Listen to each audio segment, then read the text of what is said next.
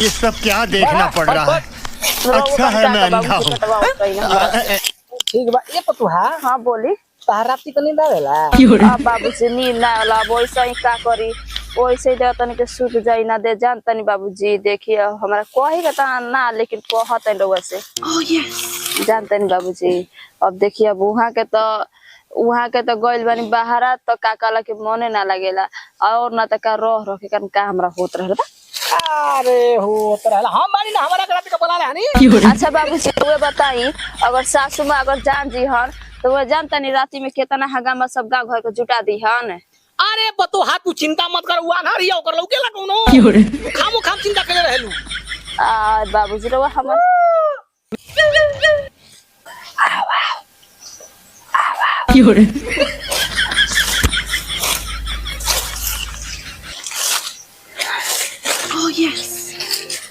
बाबूजी का है ना कि हम थोड़ा आवत नहीं जा समझदार बने। हां जा जल्दी आई। हां हाँ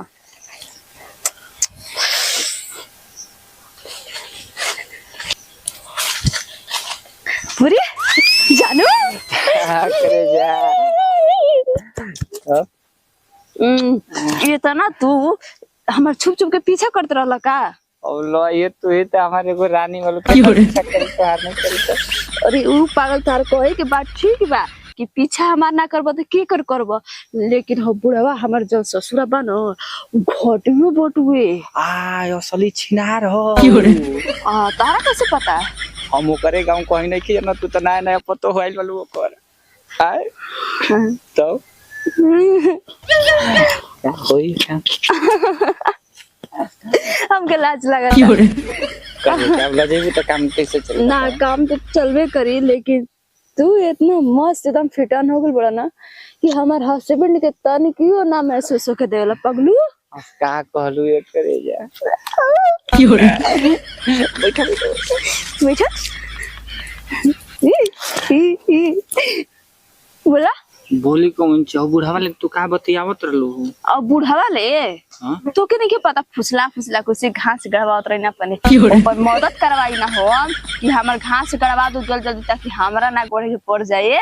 ओके तोरा संग देखी ना न तो एकदम हेजा हमरा के एकदम चोट लागेला। मोर मैया हमार बाबू हमार सोना सुना सोना देख अब हम जाते ना तो बाबूजी खिसिया जी न तो फिर बुढ़वा ढूंढ एजा जी न तो फिर हमारा के घर से बाहर दूर दूर कर दी तो हम कहाँ जाए कुछ होखबो नहीं केला चलियो जे ना तो सुनो ना बाद में होके ना जाए चाहिए बच्चा के सब चीज दे एस 2 मिनट। अच्छा सुनो ना ए सुना देखो 2 मिनट का चक्कर में आज 20 साल के आज हमने के त्याग हो जाए जिंदगी भर का त्याग हो जाए। सुना अरे पागल ते बतिया समझ हमके जाए दे 2 मिनट ना 1 मिनट ना हट हमके जाए दे ना तो हम अगली बार सही बुना करम। हां बुढ़े के विदा कर दे बुढ़वा के तरफ मार के थूर दी छोड़ा ना एबू तुम रोवे लगो रोब हमरा के लेके जाए दो ना अरे बुढ़वा चिल्लाता चिल्ला और हमको जाए दे बाबू अरे आओ हो जो अरे ना ये दादा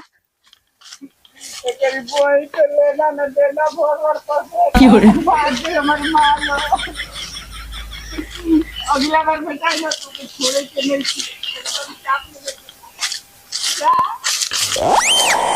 हो सुइया बाबूजी ठीक है ना बा।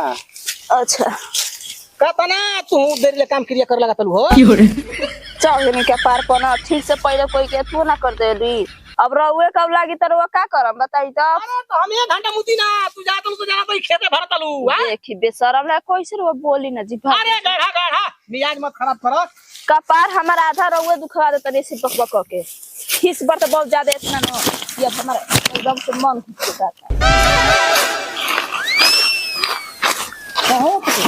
हाँ बोले हमारा बारे में कहू नहीं सोचले तू हवा का का होई कि ना होई। हां सोची ना बाबूजी कहे ना तू काम करतलू हम काम करतनी ये कहू ना भाभी ना तल की बाबूजी कपड़ा पत्ती ले रखने थाकल हुई। हां बाबूजी हम सोची ना ये काम करे लेकिन बुढ़िया आगे पीछे रहो आवत ये कि चलते ना हम। अरे हम को देर कहीं तार बुढ़िया हरिया हमारा फेरा में रहनी अबे पहलवानी से हमार देह बा कौन सी कमी है।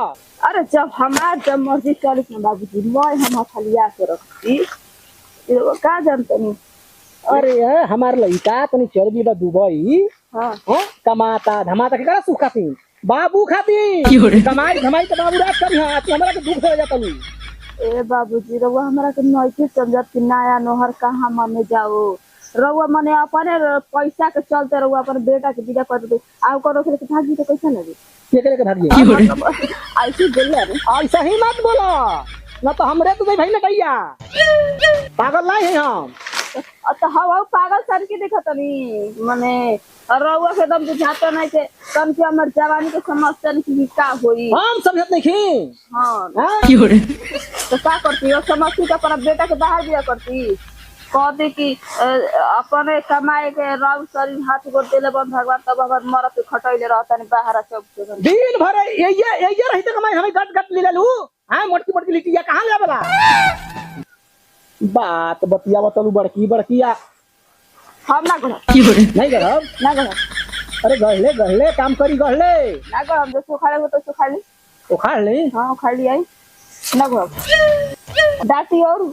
डाटो तो नहीं हमारा एकदम से तब पापो ना डरले रहला ना हमारे वही से डाटो तो बुझाता कि हम केतना घास भूसा करो तनी अब अपन नजर में कुछ ना करे नहीं घास भूसा ले ना ले कुछ ना करे इकुल के मरमो ना जानत रहनी तब वही बुढ़वा नदी गटात हमारा आधा जवानी झिरवा देला सन अपन बेटा के बाहर भी रे क के हमर मैं जवानी मैं लुटवाते अरे कोना हइया के तो भाई फूल ले उगल वाली कहत वाली जवानी सुखाई बा हां हमर जी पगल वाली तू काहे पगलाई भाई जब इतना दर फेर लाला तो बियाह कोला ना हमारे से काहे नहीं कोले अरे तर गांव भर का हमरा के गढ़ले भैंस बुखाई लइयो सन काटी मारे के बाद का बोलतन बाबूजी कुछ हमरा समझ में ना आवेला जानी राउ एकदम से बत्ती है काम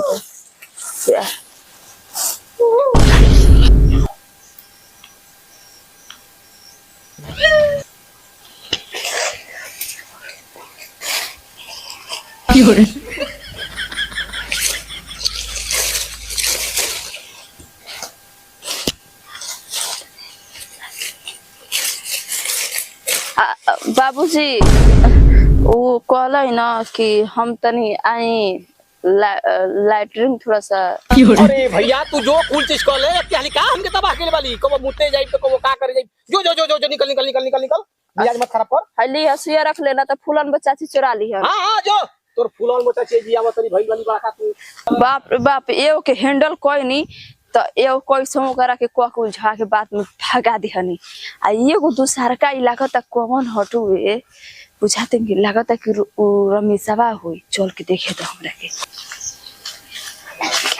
पूरी मर्दे हंस का करत तू हां रे पगलवा कभी को बुलावत है तू का करत लू और तो के पता ना रे दे तो ससुर हउका दे घास काटता और 1 किलोमीटर लोकत टुए काटे दो करा क्या जल्दी हो बिछाई हां कौची भी बिछाई ना सब खड़े खड़े काम हो जे जब भी बातचीत करे के बाद चलती भी अरे कुछ नहीं हुई कुछ ना होई मतलब उ कुल छोड़ दो ना होई बड़ी दिन इंतजार कइले बनी अभी कहता नहीं कि अभी ना होई अभी रात के होई जब से होई तब से भी अभी ना कुछ रहा वो भी हमार मन नहीं खे और का भइल बताओ मन के का भइल मन के भइल नहीं खे अभी खुला में बटुए ठीक बा कोनो घास से गढ़वा होइसन कोनो रोपत होइसन कोनो का करत होइसन सब अब हसिया गढ़ ले बालू या हसिया गढ़ ले बे ना अब हम जाए त रात के तू आइयो ना क बजे हैं क बजे टाइम टेबल का देखे के बा जब देखे के बा कि सब कोई सुत गेल जब सुते के टाइम पर देख लिया कि सब कोई सुत गेल बा आज ही तू अनहार हो जी मरते हंसे हर रास्ता भुला जाए के तू कहीं और चल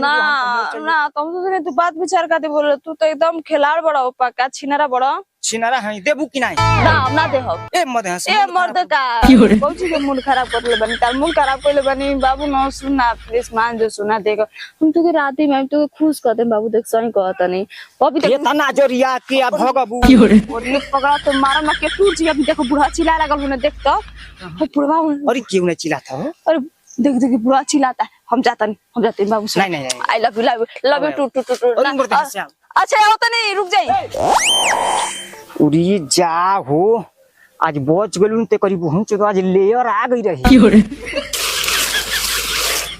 ई मर्दे का कर लगा हमर पतोहिया हो तो एकदम मिजाज खराब हो जाता ओकरा पर हां कथा ना देरी वो अपन माने साफ करत हियो